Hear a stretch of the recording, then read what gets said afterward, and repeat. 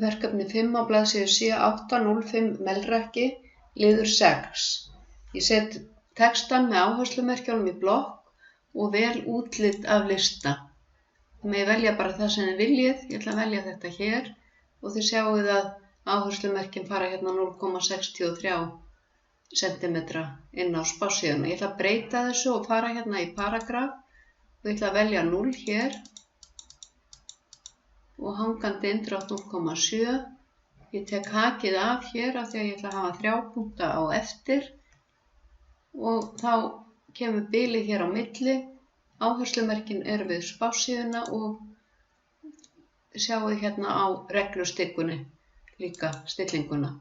Heimildin á að vera með hangandi inndrætti og það er einfalt bara Ctrl og T og svo vistum við. Þá lítur verkefnið svona út í prentskoðun.